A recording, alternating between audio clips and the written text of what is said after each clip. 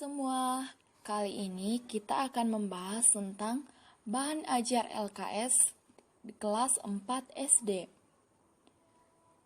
Baiklah, nama saya Santi Sartika Nebaho, mahasiswi Universitas Katolik Santo Thomas, NPM 1809161, kelas 2 semester 4 dengan dosen pengampu Dewi Angelina SPD MPD.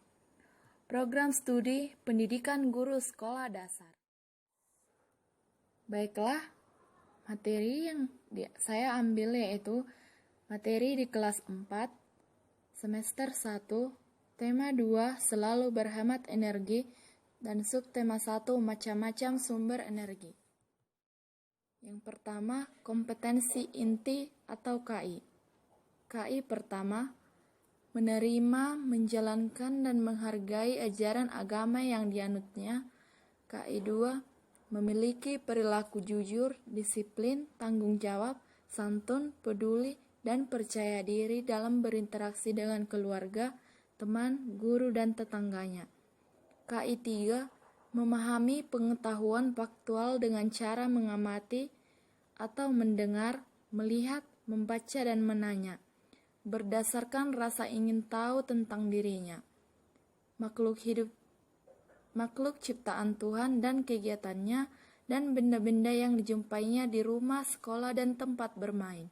KI 4, menyajikan pengetahuan faktual dalam bahasa yang jelas, sistematis, dan logis, dalam karya yang estetis, dalam gerakan yang mencerminkan anak sehat, dan dalam tindakan yang mencerminkan perilaku anak beriman dan berakhlak mulia. Kompetensi dasar 3.4, membedakan berbagai bentuk energi melalui pengamatan dan mendeskripsikan pemanfaatannya dalam kehidupan sehari-hari. 4.7, menyajikan laporan hasil pengamatan tentang teknologi yang digunakan di dalam kehidupan sehari-hari, serta kemudahan yang diperoleh oleh masyarakat dengan memanfaatkan teknologi tersebut. Indikator. Yang pertama, mengidentifikasi berbagai bentuk energi dan menjelaskan manfaatnya dalam bentuk tulisan melalui kegiatan observasi. Yang kedua, melakukan hasil pengamatan tentang manfaat sumber energi listrik bagi kehidupan manusia setelah kegiatan observasi berbagai benda elektronik. Selanjutnya materi, macam-macam sumber energi dan manfaatnya. Macam-macam sumber energi dan manfaatnya banyak dipelajari oleh anak sekolah dasar. Energi tidak dapat dilihat oleh mata manusia, namun energi dapat diamati dari akibat yang ditimbulkannya. Ada macam-macam bentuk energi yang dimiliki benda. Secara umum, energi dibedakan menjadi beberapa macam, yaitu energi panas, energi bunyi, energi listrik, energi cahaya, dan energi kimia. Macam-macam sumber energi dan manfaatnya. Yang pertama, energi panas. Panas juga sering disebut dengan kalor. Kegiatan sehari-hari yang memerlukan energi panas diantaranya memasak makanan, menjemur pakaian, menyetrika pakaian, sehingga pakaian yang kusut menjadi rapi, mengeringkan padi, dan menghangatkan badan. Energi gerak. Energi gerak disebut juga dengan energi kinetik. Energi kinetik adalah energi yang dimiliki oleh benda yang sedang mengalami gerak. Ada dua macam energi kinetik, yaitu energi kinetik alami dan energi kinetik buatan. Energi kinetik alami adalah air mengalir dan angin berhembus. Contoh energi kinetik buatan adalah gerakan kipas angin, gerakan mobil atau sepeda motor yang melaju, dan gerakan mixer yang digunakan untuk mengaduk adonan kue. Semakin cepat benda bergerak, semakin besar energi geraknya. Yang selanjutnya adalah energi getaran. Bunyi adalah bentuk energi getar. Ketika pemain musik memetik gitar, dawai gitar akan bergetar. Getaran dawai inilah yang menghasilkan bunyi. Pada umumnya, alat musik menghasilkan energi getar. Yang selanjutnya energi kimia.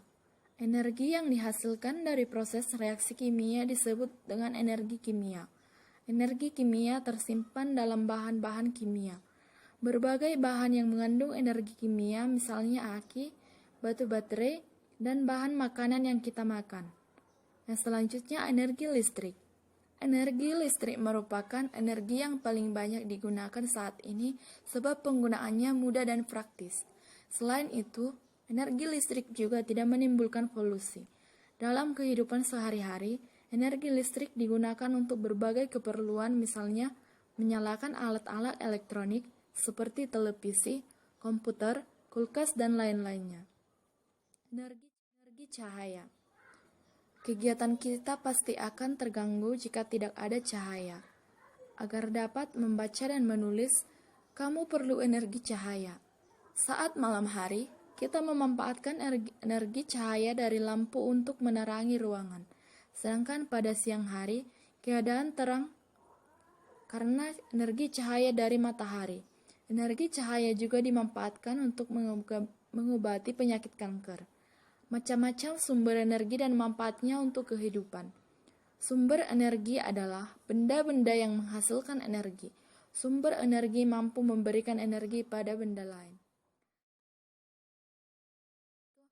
Macam-macam sumber energi dan manfaatnya. Yang pertama, manfaat energi matahari. Matahari termasuk salah satu bintang. Bintang adalah benda langit yang memiliki cahaya sendiri.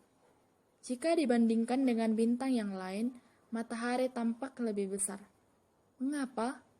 Sebab jarak matahari ke bumi lebih dekat daripada jarak bintang yang lain. Matahari merupakan sumber energi panas dan cahaya terbesar di bumi. Tanpa matahari, tidak ada kehidupan di bumi. Selain menghangatkan bumi, matahari sangat diperlukan tumbuhan untuk melakukan fotosintesis. Fotosintesis merupakan proses pembuatan makanan pada tumbuhan. Hasil dari fotosintesis berupa koordinat, karbohidrat, dan oksigen. Manusia dan hewan sangat bergantung pada tumbuhan. Apabila fotosintesis tidak dapat dilakukan, kehidupan manusia dan hewan akan terancam. Bagaimana dengan manusia? Apakah manusia juga memerlukan matahari? Energi panas matahari dimanfaatkan oleh manusia untuk menjemur pakaian, padi, atau ikan asin. Angin. Angin adalah udara yang bergerak. Angin menyimpan energi sehingga dapat dijadikan sebagai sumber energi. Negara Belanda telah sejak dahulu memanfaatkan energi angin untuk memutar kincir sehingga dikenal dengan julukan negara kincir angin. Kincir tersebut digunakan untuk membantu menggiling gandum. Angin juga dimanfaatkan nelayan. Pada saat berangkat, nelayan memanfaatkan angin laut dan memanfaatkan angin darat untuk kembali pulang ke daratan. Yang selanjutnya adalah air. Benda yang diam memiliki energi potensial, sedangkan saat bergerak memiliki energi kinetik. Demikian juga dengan air. Air menyimpan sejumlah energi, misalnya air terjun. Energi air terjun digunakan untuk menggerakkan turbin pada PLTA. Selain itu, air yang mengalir digunakan sebagai sarana transportasi di beberapa daerah, misalnya di Pulau Kalimantan. Yang selanjutnya adalah baterai. Baterai menyimpan energi kimia. Pada penggunaan energi kimia menjadi energi listrik, di mana kita biasa menemukan baterai. Baterai biasa dipakai pada mobil mainan, jam dinding, radio, kamera, dan remote. Yang selanjutnya adalah makanan. Saat kamu kelaparan, tubuh terasa lemas. Namun setelah kita makan, tubuh kita kembali bugar. Mengapa? Sebab makanan yang telah kita makan berubah menjadi energi. Setelah memiliki energi, kita dapat melakukan aktivitas. Fungsi makanan bagi tubuh adalah sebagai sumber energi dan sebagai pembangun tubuh. Selanjutnya adalah listrik. Energi listrik berasal dari arus listrik. Arus listrik dapat timbul dari suatu pembangkit listrik. Beberapa pembangkit listrik sebagai berikut. PLTA, pembangkit listrik tenaga air. PLTS, pembangkit listrik tenaga surya. PLTU, pembangkit listrik tenaga uap. PLTD, pembangkit listrik tenaga diesel. Yang selanjutnya adalah inilah soal pilihan berganda.